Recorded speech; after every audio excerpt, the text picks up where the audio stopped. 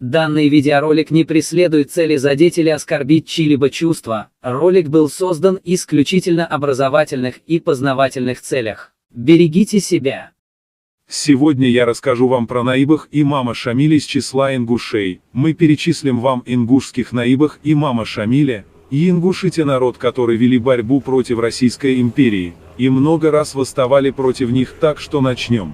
Мухаммад. Первым здесь следует назвать имя крупного мусульманского ученого, муфтия Ичкерия в шамилевский период, Мухаммада из Ингушетии.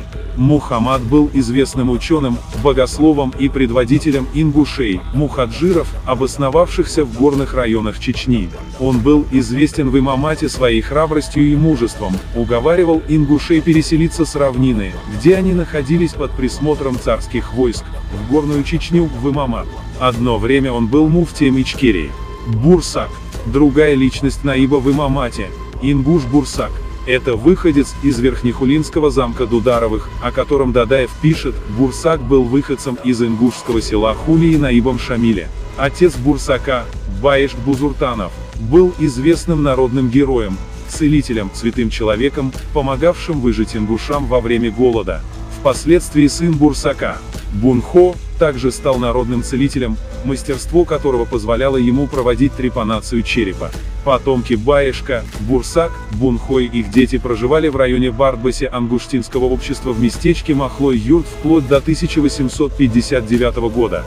Дорога, идущая со стороны Чечни и проходящая через Цеари, Махал, Гул и дальше через Кевсуретию в Грузию, была специально проложена во время Шамиля для соединения с Турцией. Руководил этими работами Бурсак. Это был очень сильный и энергичный человек. Однажды Шамиль ударил своей плетью его коня. Это была недопустимая оплошность со стороны Шамиля.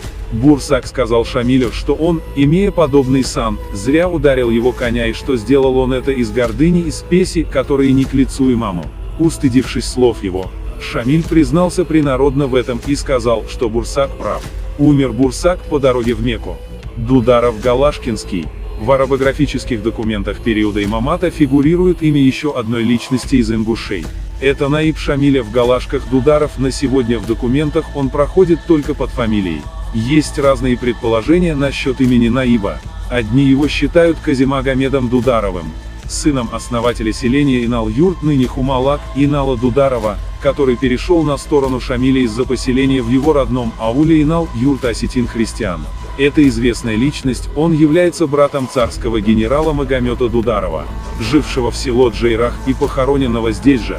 По рассказу информатора, Магомед Дударов, после возвращения из места службы, также узнал о передаче осетинам-христианам царской властью, основанного его отцом Иналом родного селения. Он вместо этих земель запросил у ахпаччих наместника царя на Кавказе, дословно царь наполовину равнозначного наделения его землей. Просьба его была удовлетворена, и ему был выделен участок в другом месте в размере около 1000 десятин. Но вполне возможно, что наибом в Галашках был и вышеназванный Бурсак Дударов. Тем более, что место службы Бурсака наибом на сегодняшний день исследователями еще не выявлено. Асирка Мухаммад Аглы. Четвертая личность из ингушских наибов Шамиля Кистинице, Асирка Мухаммад Аглы, Кистинский наиб Шамиля. Если выше приведенные наибы у Дадаева приводятся отдельно, то Асирка Мухаммад приводится лишь в общем списке наибов имамата, что связано с недостатком информации о жизни и деятельности данной личности на службе у Шамиля. Таким образом, можно констатировать далеко не однозначное отношение ингушей к событиям периода Кавказской войны. Реальность во многом существенно разнится с устоявшимися официальными утверждениями об отношении ингушского народа к народно-освободительному движению кавказских народов против колонизации Кавказа России. Мы видим в перечне руководства имамата 4 государственных деятелей из ингушей, наибов Шамиля, один из которых являлся в одно время и муфтием Ичкерии. Надо сказать, что в государстве, где все управление основывалось на шариате, должность муфтия была архиважной, ответственной и, конечно же, наиболее почетной. И это было огромным доверием со стороны Шамиля.